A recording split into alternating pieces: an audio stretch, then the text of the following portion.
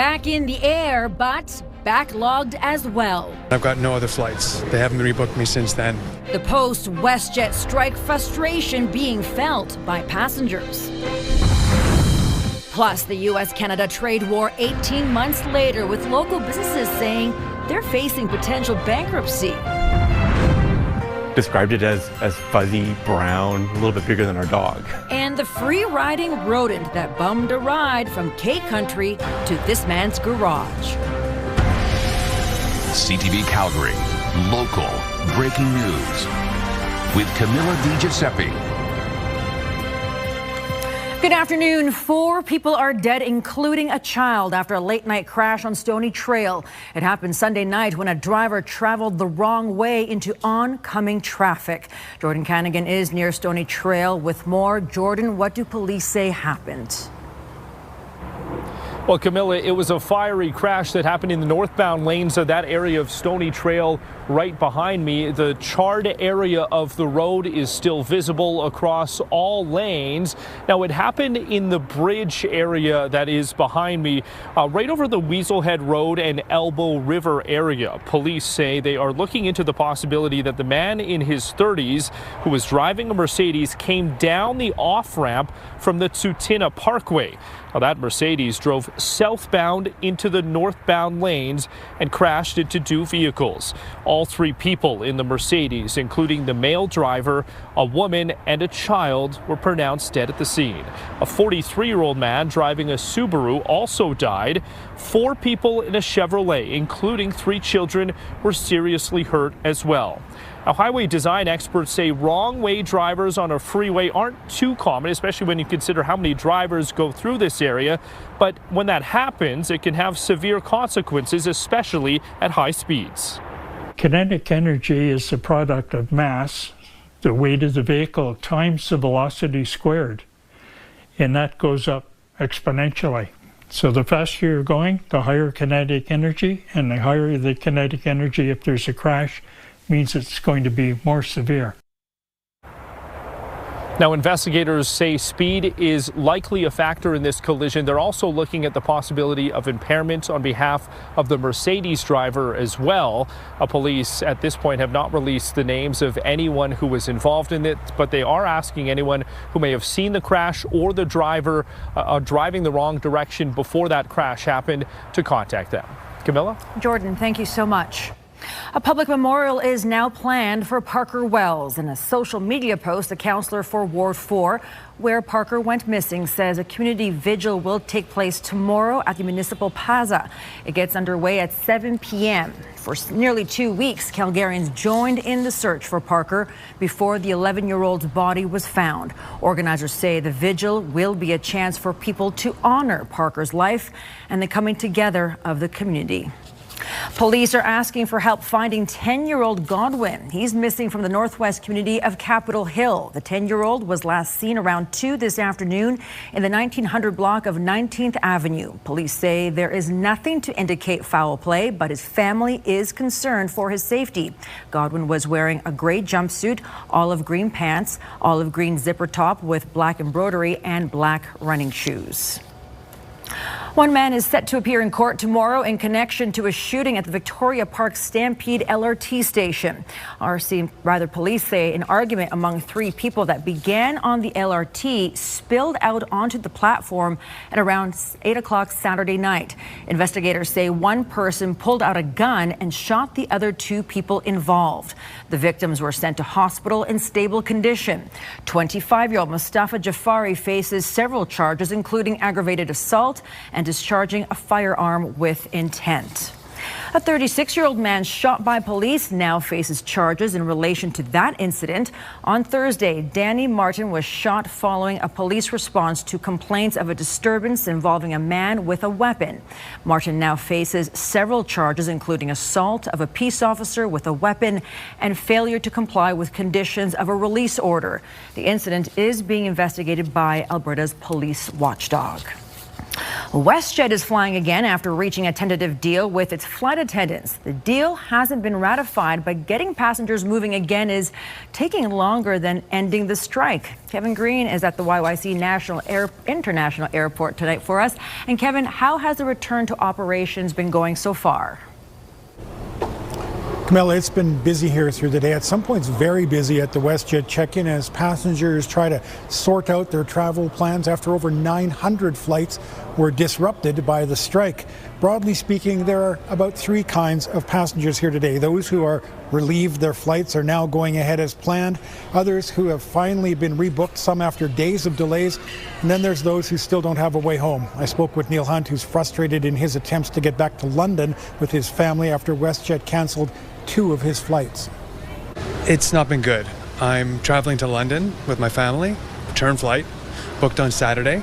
They canceled it before the strike started, rebooked me on Monday, then canceled that when the strike happened, and I've got no other flights. They haven't rebooked me since then. And there's no way to get them on the phone, no way to get them on chat, so I'm just waiting with my family in a hotel room. Hunt says if he can't get rebooked and get help from WestJet today, he's likely going to book a flight on Air Canada and then seek reimbursement. Air passenger rights advocate Gabor Lukacs says passengers should push the airline to rebook them rather than accept a refund. He says make sure that passengers, if you're one of them, document every attempt to contact the airline, every expense you've incurred, and demand compensation. Camilla? Kevin, thank you so much. An unlikely hitchhiker caught a ride to Calgary last week and decided to make himself at home in a garage. Chris Ratzlaff shot this video of an adventurous Marmot that hitched a ride on his truck from Kananaskis on July 28th. Ratzlaff thinks she may have tucked herself into a skid plate under the engine. The animal hung around in the garage for a while, then decided to go explore the neighborhood. She returned to the garage on August 1st, and Ratzlaff called the Calgary Wildlife Rehabilitation Society. They told him incidents like this are more common than people think. They like the minerals that are in the cars. They get attracted to it. So they climb up into your engines and they're kind of sniffing around. They chew on things too, so they're not great. And then people, hop in their cars and drive home. Next thing they know, they've got a new visitor in their garage. A team captured the intrepid Marmot and gave her a quick health check before returning her to K Country. The organization says people should bang on their vehicle hoods and fenders at the end of a Kananaskis trip to flush out any possible hitchhikers. The hitchhiking Marmot. Yeah, there you go. That's else. Quite a story. I'm going to guess those July 28th, the weather was good even back then and still looking pretty good right now. This is the most uneventful long-range forecast that I have delivered in a very long time. So that's some good news for us because temperatures are where they should be for this time of year. And while we're going to heat up throughout this week, it won't be as excessive as the last round of heat that we had. 24 degrees is the temperature at the airport. Checking out your live shot right there. Lots of blue sky as well. And the winds have been pretty calm today as well. This is your 24-hour forecast brought to you by 5th Avenue Volkswagen. Family owned, community driven. Discover more at 5th Avenue Volkswagen. We'll kick off the day at 11 degrees at 8 a.m. Lots of sunshine. In the afternoon, though, we may see some cloudy periods at times, but should still get to a high of 26. So a couple degrees warmer tomorrow in comparison to today. Air quality health index at low for these next 24 hours. Danielle, thank you so much. Canada's trade minister is back in the U.S. Capitol in as many weeks amid an ongoing trade war and renewed tariff threats. Tyler Barrow joins us now with more. And Tyler, this trip comes as the trade war between Canada and the U.S. reaches the 18-month mark.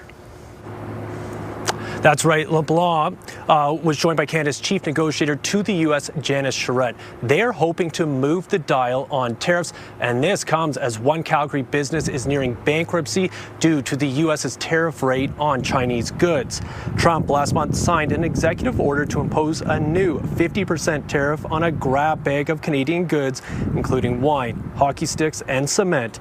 He was responding to provincial bans on U.S. alcohol, supply management on dairy, and certain tariffs and quotas on cars imported to Canada from the U.S. Home gym supplier Strong Arm Sports in the city's northeast is nearing bankruptcy and an eviction order.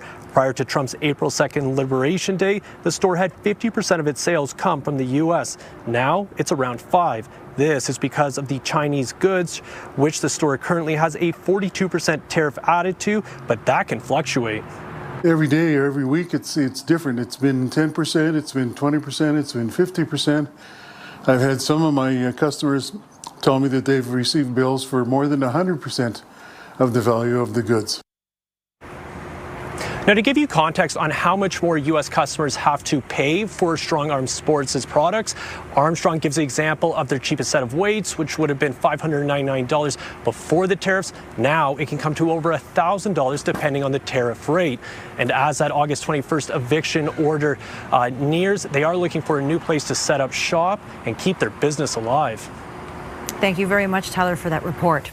Coming up, an Alberta woman is charged accused of using a belt to discipline a student. It happened at a Mennonite school. Next, were parents made aware of the practice and what else the RCMP investigation revealed. And lacrosse for everyone, how one nonprofit is committed to breaking barriers.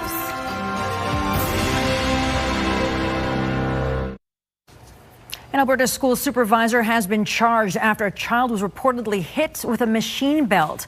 RCMP say in May, a parent reported their son getting the strap at one of the private Mennonite schools in Lacrete. Using the strap to discipline kids is in the school division's collective constitution, and parents are made aware of it. But police say it's still against the law. We're talking about a weapon that is leaving welts and physical marks on a child. That is a criminal code offense, and that's the messaging here. And I think that that's something that people need to be aware of, is these are criminal acts. RCMP say their investigation revealed 3 Mennonite schools in the area were administering the strap. Alberta's Ministry of Education and Child Care has also been alerted. Let's bring in Danielle once again with a look at the weather. I was too caught up in the Marmot. You were talking about this is like one of those long stretches of forecasts where it's pretty much the same day in, day out. So last week we were in this stretch, a similar one, but it got real hot. So we were in those around that 33 range is our max in and around Calgary, and then in the southeast corner they maxed out closer to that 40-degree mark. It will be less intense this round, but we are looking at 4 more straight days of sunshine, dry weather, and some heat. So we'll build closer to 30 degrees by later this week. So it's going to get hotter, but still way more reasonable in comparison to this last wave that we had. 24 degrees is the temperature out there right now in the city. It's 25 in Medicine Hat, 26 in Milk River, 27 in Brooks. These are temperatures by a degree or two pretty much where they should be for this time of year, and we're bang on in Calgary at 24. That's our high, our current temperature. That's where we should be. All right, 43 was the max gust in Pincher Creek and around that 30 mark Lethbridge and Medicine Hat. The far south will pick up to 40 km/h gusts for later in the day tomorrow, but we should remain pretty calm in Calgary. We'll likely pick up to 30 km/h gusts tomorrow afternoon. This is why I'm saying the forecast is very uneventful, because we're back into this ridge of high pressure pattern that's going to not just stabilize but intensify over these next few days. So there is a lot of activity once again in central Alberta. This has been the story of the summer for them, and for us we've been really stable. When I show you what's happening with this, you can see basically in the lighter orange here, that's mainly the jet stream, and that's just going to pump all the way up into the territories. We're going to get a bigger push of hot air from the states. And again, with this ridge of high pressure, it's high pressure, so it promotes stability, sunshine, and because of all the sunshine and because it's basically like a protective bubble, we're not really going to see any activity, and temperatures will be able to build under this. Now, the southeast corner may see a little bit over this next little while because there could be a couple isolated pockets that sneak in, and we're going to get a little more cloud cover tomorrow in the afternoon from this. But mainly all of this activity, as you can see, will stay up to the north. So all the thunderstorms up to the north. That is until Sunday. So Sunday, this past Sunday, our weather pattern broke apart and temperatures cooled and we got some active weather. And it's the same story this week as well, except again, a little less intense on the heat scale. Okay, 26 degrees is our high for tomorrow. Air quality health index will be low. As we start to get those winds gusting up to 30 kilometers per hour in the city late day tomorrow, that will be out of the southwest and west, and that could carry in a little bit of smoke to Wednesday night and especially late Thursday. So Thursday we might be moderate on the air quality health index. I have 23 by then, and then back to those mid-20s for Friday and Saturday. Cooler for Sunday at 20 with the risk of thunderstorms. That's your 5-day forecast brought to you by Centra Install Pros, your window and door replacement specialists. All right, Danielle, thank you. A Calgary organization is teaching people of all ages and abilities how to play lacrosse. Just try our best. Try to shoot in the corners over there. Look at the open spots. Lacrossing Barriers started in 2018. Its founder says the not-for-profit is for people who've been told they can't play for a variety of reasons. The goal is not to turn everyone into top-tier lacrosse players, rather give them a chance to learn a new sport and just have fun. Some participants have also turned into volunteers. I'm not going to pat someone on the head and go, hey, you're a coach. No, you're not. Not at all.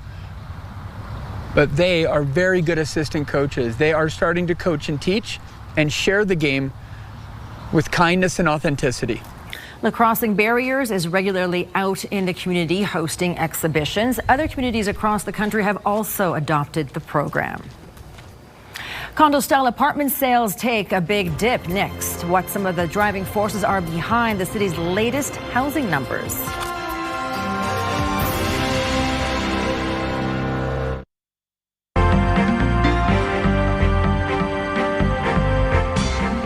We keep the momentum going from late last week's markets rally. Joining me to tell us more is Robert Geary, investment advisor with the Popovich Carmali Advisory Group. So how did markets fare today?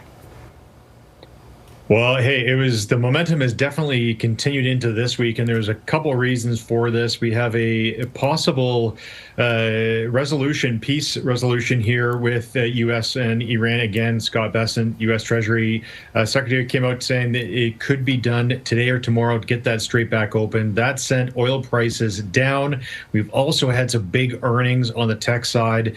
Palantir was up over 25% today.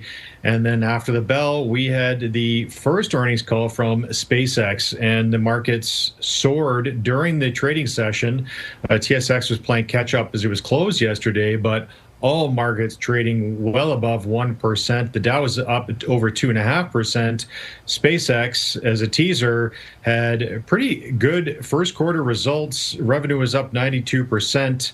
I would be curious to see what Elon, he will definitely be on that call as we're speaking here as their first public announcement. To be a fly on the wall, Robert. Okay, and so McDonald's seeing some mixed results as a result because consumers are struggling with rising costs.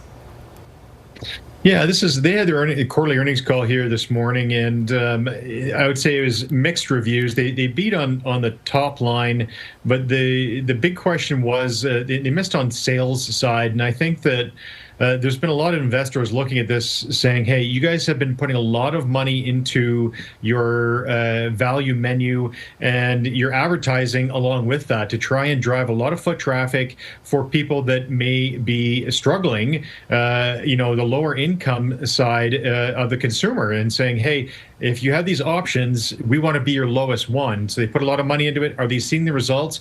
Not quite. The same-store sales growth has been lacking on that side. So the stock was up today, but I think it was pushed more because of the Dow hitting an all-time high and not because of that earnings call. Very interesting indeed. Robert, thank you so much. Yeah, have a great evening.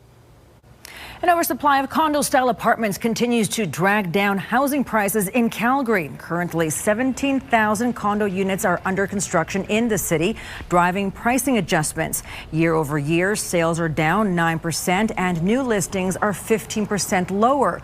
Condo prices have dropped 8% and nearly 2% for detached homes since this time last year. The Calgary Real Estate Board says years of high construction and a sudden drop in international migration is impacting high-density housing. $569,000 was the July benchmark price for a Calgary home, a 2% drop from this time last year. WestJet flights are starting to resume. Here's Alicia Fieldberg with a look ahead to CTV News at 6. Camilla, airline and flight attendants reached a tentative deal yesterday, but that was after over 900 WestJet flights were canceled. Coming up at 6, advice a passenger rights advocate has for those dealing with additional costs because of the strike. Also ahead, wildfires continue to rip through BC. Coming up at 6, the latest on the flames tearing through the East Kootenay, including the fire near Kimberley, which forced people to evacuate more than properties. All right, Alicia, thank you so much. A month after dozens of volunteers started patching potholes themselves, paving work is starting on a stretch of highway in Fort McMurray. The province says crews will be working 12 hours a day on the worst section of Highway 63. The 10-kilometer stretch of work is expected to take 2 weeks to complete. Last month, dozens of volunteers in the community started fixing the road themselves, claiming the province was ignoring their request for repairs.